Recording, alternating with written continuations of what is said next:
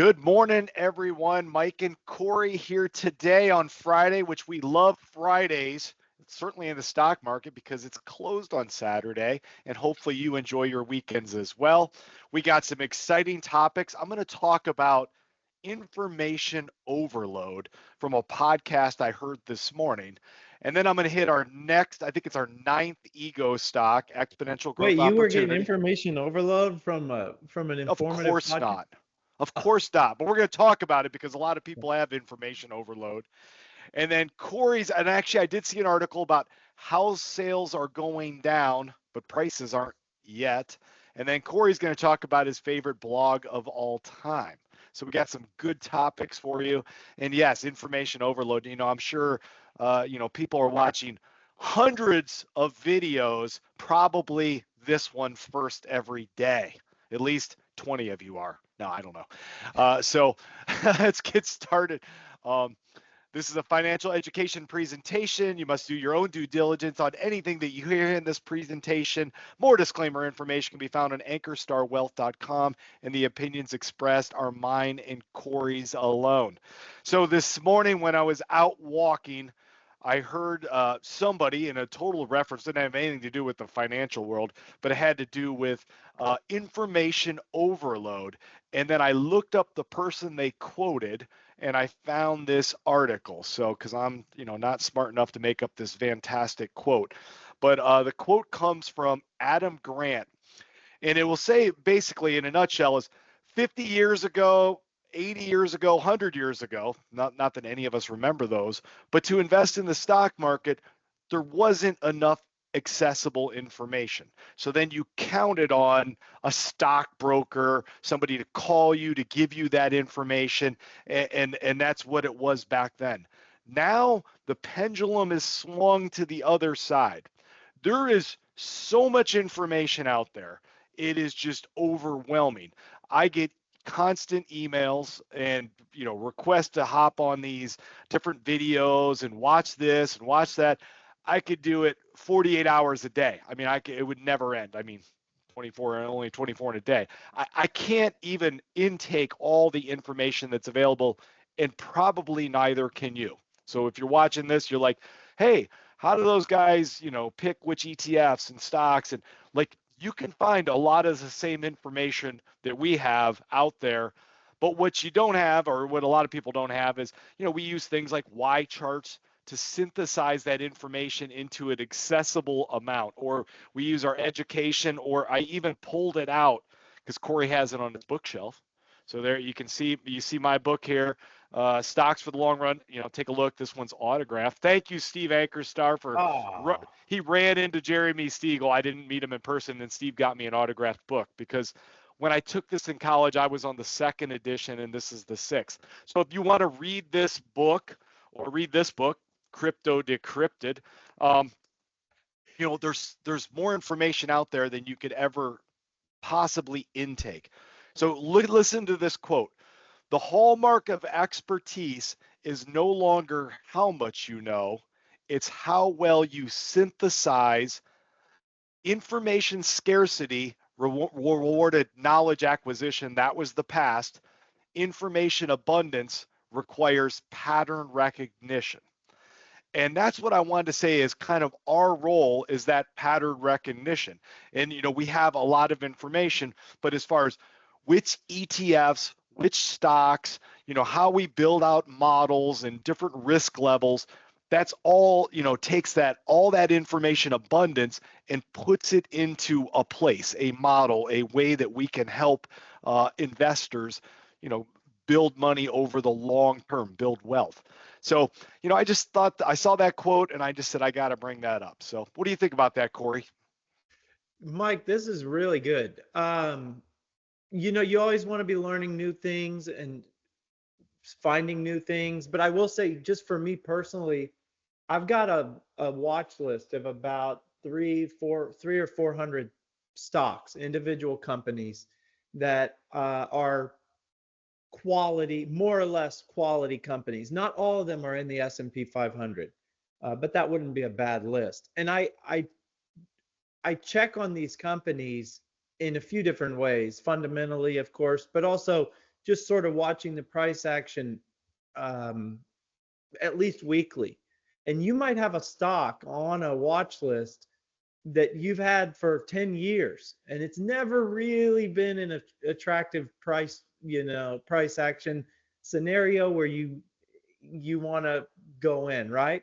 Mhm. But since you've been watching it for 10 years, when that opportunity does hit, you're ready for it, and you're not finding it in a news article or on social media or any. It's you synthesizing, from all that prior experience. So Yeah. having your own method of synthesis, I would say, is really good. Something that works for you, not something you're finding from a third party or Yeah.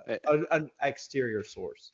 And I know that's a lot of what our investing team does as far as figuring out investments. It's not just me or just Corey or just some article from some other third party, but we even have an investment advisory board that gives us further information and synthesis outside of our focus, which is the financial side. So that's good. So I just had to bring that up, and I thought it made me think back to, and some of you that did book reports back in high school, if you're as old as me or Steve, we had to go to the library. We had to go to a library and pull the book and read information and then look up the back of the book and make sure, or the front of the book, and make sure that we had it referenced correctly and all that. It used to be like that, or microfiche, if you can remember that. Corey doesn't remember that. Um, but what it is nowadays is you can go online and you can search, and there's lots and lots of resources. So many references. It's just overwhelming, and it's no longer that I've got to go to the library to do it. So times have changed with more information.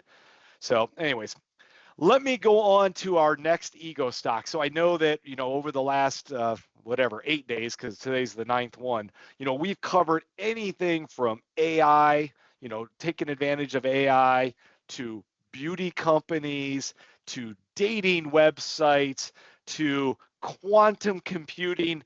So one hot topic it was really hot maybe 2 or 3 years ago.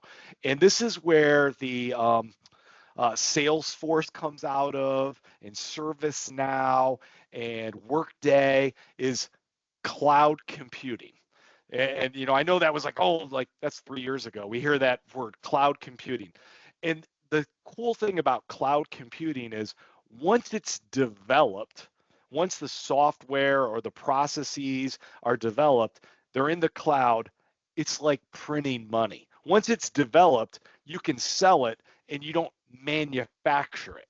So all you do is have to keep the support up, and there's obviously costs to it, but it's not like manufacturing in that way. So this next company deals with cloud computing, and the company is called Dynatrace. And I bring it up, the solutions, because we always want to look at what the solutions these companies do. And this is their website. But really what it does is it monitors, analyzes, optimizes application performance. I have this written down on the cloud, user experiences, IT infrastructures. So when I think of all those things, I think of it as being kind of a smaller, and I understand what ServiceNow does, but a smaller kind of version of ServiceNow. Lots of companies have, I should say most all companies have things operating in the cloud. And how do you handle that? Like, for example, when you look at these use cases they handle, cloud migrations, cloud monitoring, operations, AI observability. There's just lots of different application security, that's cybersecurity kind of thing. And of course, the AI is a big part of it. So this is one of our ego stocks. It's actually one of our bigger ego stocks, exponential growth opportunities, but I still believe it has a chance to double or triple in the next year. So when you look at it, its market cap is 18 billion. So it's quite a bit bigger than, for example, a gambling.com or Bumble. It's quite a bit bigger, for probably 5 or 6 times as big. And you can look at the stock performance, it's pretty stable, actually. If you look at this, is a 1-year chart, and a year ago, this thing was at 49, basically 50, and it's had some drops and it's had some ups and it's trading at 60. So it has not ramped up incredibly. I'll back up and we'll look at a 5-year chart. And you can see that really over 5 years, hasn't really, had a little surge in 2021. It's really never had a huge dip. It's software that's used. So I think it's got an opportunity going forward, all the monitoring and that. So anyways, that's Dynatrace. And I bet you a lot of people haven't heard of that, although, it's bigger than a Bumble, for example. And then on Monday, we'll hit our last ego stock. So, and then this other article, I just saw this and it was headline news, breaking news. And I do think this is important in relation to inflation. Home sales drop sharply as prices hit all-time highs. So this is of houses in January, and it says the sales dropped 4.9%. So a combination of two things. One is house prices are up, and the cost of a mortgage, interest rates are up as well.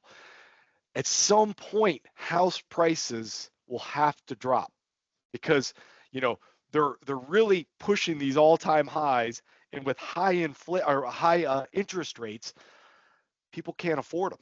And we're going to run into that situation where the people that are selling are just going to eventually have to I got to lower the price. I can't get that much more for my house. So if you're a seller, that's not necessarily a good thing. But if you're a buyer, that is a good thing. And we certainly want younger buyers to have a chance to own homes. When those prices drop, and I do believe they will drop at some point, that will take off the biggest component of the inflation rate that the Fed's watching, which is homes, either buying a home or renting a home. That will knock that one down. So remember, the two biggest components that are hitting is, that cost of housing and auto insurance. Those are the two big ones. They're keeping the inflation rate higher than the Fed likes. So I just saw this is, it's not the first shoe to drop, but it's a shoe that's dropping. And, I'm just kind of preparing everyone. I don't know how the housing industry will like it. If home prices drop and we see them drop by 5 to 10%, I'm not saying we're not saying that there's going to be a housing crisis like 2008, but, we'll start to see the inflation rate come down, and that will allow the Fed to drop the interest rates, and that should see the stock market rebound or go up accordingly. So anyways, just an article. With that, Corey, take us over to your favorite blogs, favorite article blogs of all time. Yeah, so I couldn't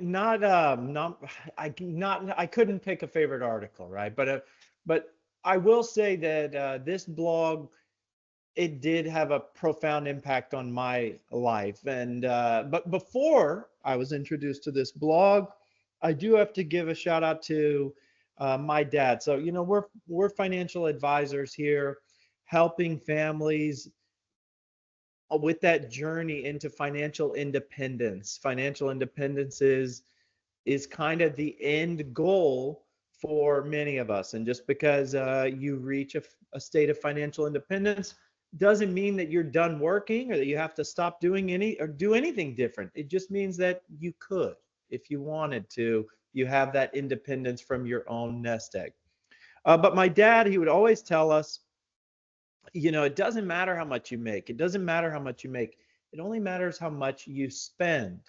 And then that was sort of, pounded into me.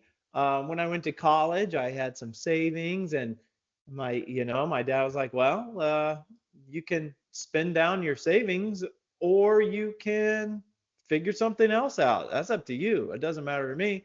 That's your life. And so next thing you know, I'm eating on $1 a meal, $3 a day. It's a little easier than you think, but I was really pretty frugal. And so, I benefited from that. I was able to save additional money throughout college, obviously working all the way through.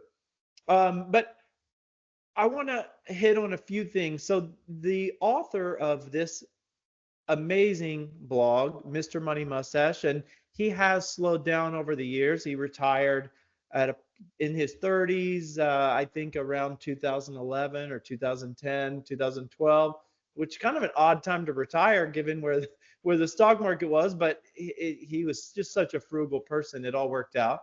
His name is Pete Adney.